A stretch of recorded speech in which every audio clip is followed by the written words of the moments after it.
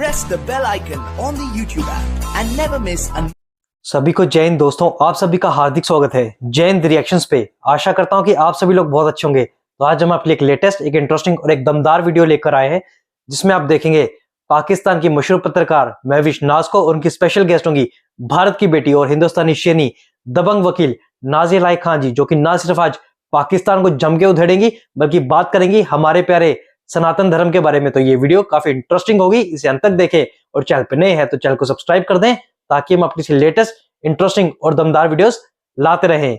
जय हिंद, जय भारत। पाकिस्तान में एक चीज़ बड़ी कॉमनली कंसीडर की जाती है, मानी जाती है, लोगों को शायद लगता है ऐसा है कि नरेंद्र मोदी जी ने जब अपना टेन्योर स्टार्ट किया था, हुकूमत स्टार्ट की थी और पॉलिटिक्स में एंटर हुए थे, तो गुजरात ही वो जगह थी जहाँ पे बहुत ज़्यादा जुल्म हुए थे, जहाँ पे बहुत ज़्यादा कत्लो गारत हुई थी इन्हीं के ज़रिए।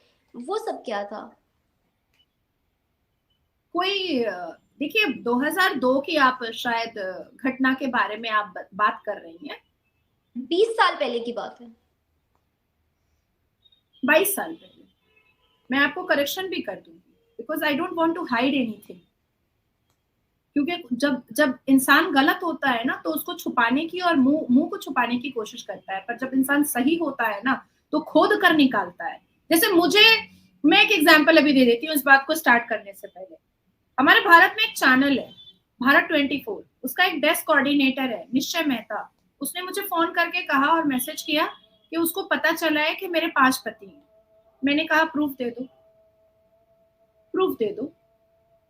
फोन पर उसने मुझसे प्रूफ तो उसने दिया नहीं, मैंने लीगल नोटिस भेज दिया। अगर मैं गलत होती तो मैं लीगल नोटिस एक भारत के इतने बड़े चैनल के डेस्क कोऑर्डिनेटर को मैं लीगल नोटिस नहीं भेजती। मैं आगे बढ़ करके झगड़ा नहीं मोड़ती, क्योंकि मैं सही हूं और मेरा 5 पति नहीं है, 5 शौहर नहीं है। मैंने आराम से उसको लीगल नोटिस भेजा है, वो भी 10 करोड़ का डेफेमेशन नोटिस भेजा है। बताओ, 5 पति कम से कम मेंटेनेंस तो देगा, 5 लाख रुपए भी देगा तो मुझे खटना नहीं पड़ेगा, 5 लाख रुपए ऐसे ही आ जाएगा। ठीक है। अब आती है 2002 की बात, जब ट्रेन पर हजारों लाखों हिंदुओं को ट्रेन के साथ मुसलमानों ने जला दिया था। उस बारे में कोई बात क्यों नहीं करता है? उस बारे में भी तो बात होनी चाहिए ना। जब लाखों हिंदुओं को ट्रेन पे सोए हुए यात्रा करते हुए उनको जला करके राख कर दिया गया, उस बारे में ना पाकिस्तान बात करता है ना भारत के मुसलमान बात करते हैं। बिल्किस बानो के ऊपर अत्याचार हुआ एक औरत होते हुए। मैं किसी औरत की बुराई तो नहीं कर सकती, मैं अपनी जात से बेवफाई तो नहीं कर सकती। उसका आरोपी 15 साल जेल में रहा और फिर दोबारा जेल चला गया। लेकिन पश्चिम बंगाल में नासिर खान, जिसने 2 मुसलमान भाइयों ने दारू के नशे में धुत होकर के एक क्रिश्चियन लड़की का बलात्कार किया, वो रेमिशन ग्राउंड पर आज भी बाहर है और अपनी शादी 5 स्टार होटल में करता है और अय्याशियां पेल रहा है आराम से। मैं जानती हूँ पेलना word is not an aesthetical word, is not a classy word, लेकिन बोलना पड़ता है। तो आखिर पाकिस्तान नासिर खान के बारे में, नासिर खान जैसे बलात्कारी के बारे में बात क्यों नहीं करता है? और Mahvish for your kind information के 10 साल बलात्कार की सजा खट करके आने के बाद आप गूगल में सर्च कीजिए ना, नासिर खान रेनाउंड बलात्कारी है। बच्चा जानता है कि नासिर खान बलात्कारी है। गाड़ी में दबोच लिया एक क्रिश्चियन लड़की को, बलात्कार किया और उसके बाद फिर गटर नाला में उसको नंगा छोड़ दिया अपना हवस मिटाने के बाद, दोनों मुसलमान भाई। और जेल खट करके 10 साल आने के बाद एक मुसलमान लड़की ने, बेहया बेशरम आवारा बच्चलन लड़की ने उस बलात्कारी के साथ शादी भी कर ली, मुसलमान लड़की ने। तो कौन से मुंह से मुसलमान बिल्किस बानो के बारे में बात करता है? कौन से मुंह से मुसलमान 2002 के कांड के बारे में बात करता है? और क्या प्रूफ है पाकिस्तान और भारत के मुसलमानों के पास कि वो कार्यक्रम मुसलमानों ने नहीं मचाया था? आरोपी तो सारे के सारे मुसलमान ही निकले हैं। जेल की हिरासत में तो सारे के सारे मुसलमान ही हैं। 1989 और 1991 तक कश्मीर, जम्मू एंड कश्मीर में नरसंहार और जेनोसाइड कौन कर रहा था? यासीन मलिक कर रहा था, लश्कर तैयबा कर रहा था।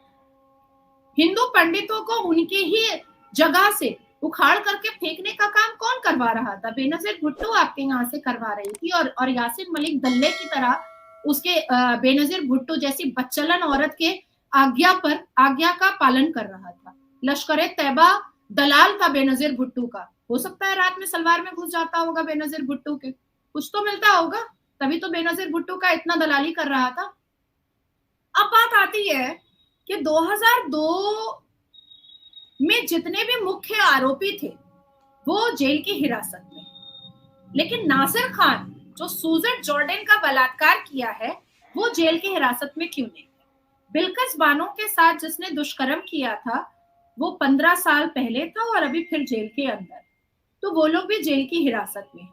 पर नासिर खान जेल की हिरासत में क्यों नहीं? क्योंकि वो मुसलमान है। क्यों पाकिस्तान नासिर खान के बारे में बात नहीं करता है? क्योंकि वो मुसलमान है इसलिए। अच्छा, मुसलमान मर्द अपना जिप खोल करके चलते रहे कोई बात नहीं है, मुसलमान मर्द बलात्कार करते रहे कोई बात नहीं है।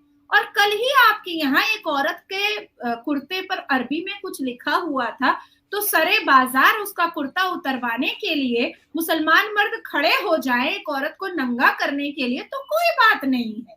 मुसलमान पीर बाबा आपके पाकिस्तान का 11 इस धुएं में मंत्र पढ़ करके, आयतें पढ़ करके औरत को नंगा करके उसके साथ अनल सेक्स करे आपके पाकिस्तान में, तो कोई बात नहीं है। मुसलमान औरतें पाकिस्तान की एक मासूम 16 साल की बच्ची को 11 मर्दों के हवाले बेच दे तो कोई बात नहीं है। 3 महीना पहले का है काम, कराची में हुआ था। एक खातून ने एक मासूम सी मेला में घूमने में आई हुई बच्ची को 11 मर्दों के हत्थे बेच दिया था, जिस पर काफी चर्चा और हाई बबेला भी मचा था आपके पाकिस्तान में। कराची की बात है, तो कोई बात नहीं है। मतलब मुसलमान मर्द जितनी भी अश्लीलता करे तो कोई बात नहीं है, उस पर बात ही मत करो भैया। अगर बात करोगे तो गुस्ताखे रसूल की सजा और सर तन से जुदा हो जाएगा। बात करो ना, नासिर खान पैंट का जिप क्यों खोला? बात करो ना, ये आवारा औरत कौन है मुसलमान जो बलात्कारी के साथ निकाह पढ़ती है? कैसा निकाह है ये? कुरान की आयतें हैं ना, निकाह भी, तो ये कैसा निकाह है? और कितनी आवारा बेहुदा बच्चलन अश्लील औरत है वो जो बलात्कारी के साथ निकाह पढ़ ली। तो इन सब बारे में भी बात होनी चाहिए। बहरहाल बहुत खूबसूरत मुद्दे पर हम बात कर रहे थे। देखिए महविश, मैं बहुत प्रैक्टिकल एक्सपीरियंस के साथ ये बात बोल रही हूं कि सिविलाइजेशन, कल्चर, सभ्यता, संस्कार अगर इस पूरी दुनिया को किसी से सीखना है तो भारत के सनातन धर्म से सीख सकता है। इंसानियत अगर किसी को सीखना है इस पूरी दुनिया में तो सनातन धर्म से सीख सकता है। सब धर्मों को सम्मान देने का तरीका अगर इस पूरी दुनिया में किसी से सीखना है तो सनातन धर्म से सीखा जा सकता है। मैं उसकी जिंदा मिसाल आपको अभी दे सकती हूँ, ठीक है? इस दुनिया के सभी देशों को सनातन धर्म से सीखने की बेइंतहा जरूरत है। मेरे भारत में 7 लाख मस्जिदें हैं और 3 लाख एक्टिव मस्जिदें हैं।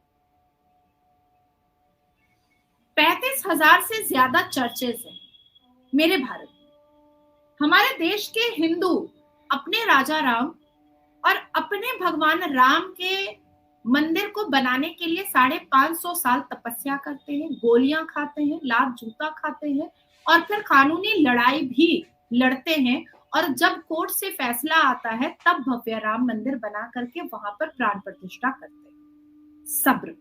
सब्र अगर सीखना है तो सनातन धर्म से पूरी दुनिया को सीखना चाहिए। हमारे देश भारत में 20 करोड़ की आबादी मुसलमानों की है और उस 20 करोड़ में 72 फिरका है और 72 फिरका के अपने अलग अलग मसाजिद हैं, शाही ईदगाह है, इमामबाड़ा है और मज़ारे हैं और सबके सब एक्टिव हैं और सबके सब बड़े खूबसूरती से चल रही है। आपके पाकिस्तान की तरह शिया की मस्जिद में यहाँ बम नहीं फोड़ा जाता है। आपके पाकिस्तान की तरह हमारे भारत में अहमदियों और वहाबियों की मस्जिद पे बमबारी नहीं की जाती है। आपके पाकिस्तान की तरह इमामबाड़े और मज़ारों पर यहाँ पर बमबारी नहीं की जाती है। हालांकि मेरा मानना है, क्योंकि मैं संवैधानिक बात करती हूँ, मेरा मानना है कि अजमेर शरीफ को तोड़ देना चाहिए, क्योंकि वहां पर 1992 में गैंगरेप हुआ था छोटी छोटी बच्चियों का, जिसके चिश्तिया फैमिली के 5 मर्द आज भी जेल की सलाखों के पीछे हैं और आज भी वो केस चल रहा है। ऐसे ऐसे मजारों को चकनाचूर करके तोड़ फोड़ करके खत्म कर देना चाहिए। अब दूसरी बात आती है कि हम सनातनियों को भी पता है कि अबू मरतहत ने प्रॉफेट मोहम्मद सल्लल्लाहु अलैहि वसल्लम को अल्लाह का पैगाम भेजा था कि जो कोई भी मजार पर माथा टेकता है वो जन्नत का हकदार नहीं होगा, मजार जाना गुनाह है। लेकिन फिर भी यहाँ के 72 फिरकों में कुछ फिरके और खास करके सुन्नी मुसलमानों की आस्था मजारों पर कुछ ज्यादा ही टिकी रहती है, तो उनके जज्बात का एहतराम करते हुए न सर्वोच्च न्यायपालिका तोड़ने की बात करता है मजार को, और ना ही भारत में 82.7% भारी मेजोरिटी के सनातनी मजारों को तोड़ने की बात करते, कभी नहीं करते। मेरे देश भारत में रेलवे और आर्मी के बाद सबसे ज्यादा संपत्ति प्रॉपर्टी अगर किसी के पास है तो वो मुसलमानों के वक्फ बोर्ड के पास है, और 200 करोड़ से ज्यादा उनके पास पैसा आता है एनुअल, सालाना। इस बार उन्होंने वक्फ बोर्ड कमेटी ने इस बार जो प्रेस कॉन्फ्रेंस किया था उसमें कहा था कि कुछ कम आ रहा है, 3-4 करोड़ कम आ रहा है। क्यों कम आ रहा है? बड़े बड़े परेशान हो गए थे। दोस्तों आशा करता हूं कि वीडियो को आपने अंत तक देखा होगा और हमेशा की तरह नाज़िया इलाही खान जी का दमदार और बेबाक रिएक्शन आपको काफी पसंद आया होगा, जिसमें आपने देखा नाज़िया खान जी ने न सिर्फ पाकिस्तान को बल्कि जो मजहब के ठेकेदार है, खासकर जो शांति दूत है, उनको भी पेल के रख दिया। बाकी आपने देखा नाज़िया खान जी ने बात की हाल ही में जो लाहौर में केस हुआ है, जिसमें आपने देखा पूरी जिहादियों के भीड़ ने एक औरत को घेर लिया और उसकी कुर्ती पे जो अरबी में लिखा था उन्होंने उस पे ब्लास्फेमी का इल्जाम लगा के उसे कुर्ती उतारने को कहा और हाथ धो के उसकी जान के पीछे पड़ गए। और आपने देखा कि कैसे नाज़िया खान जी ने दिल खोल के बात की हमारे प्यारे सनातन धर्म के बारे में। अगर किसी को दुनिया में इंसानियत सीखनी है तो वो सनातन धर्म से सीख सकता है, क्योंकि हमारे सनातन धर्म में सबकी इज्जत करना और सबको प्यार करना सिखाया जाता है, चाहे वो इंसान हो या पशु पक्षी हो। तो आशा करता हूँ वीडियो आपको काफी पसंद आई होगी। अगर आपको वीडियो अच्छी लगी है तो इसे लाइक और शेयर जरूर कर दें और अपने विचार हमें कमेंट सेक्शन में लिखकर जरूर बताएं। और एक बार फिर चैनल पर नए हैं तो चैनल को सब्सक्राइब कर दें ताकि हम अपनी लेटेस्ट इंटरेस्टिंग और दमदार वीडियोस लाते रहे। तो चलिए फिर मिलेंगे ऐसी किसी मजेदार वीडियो में, तब तक अपना ध्यान रखिए।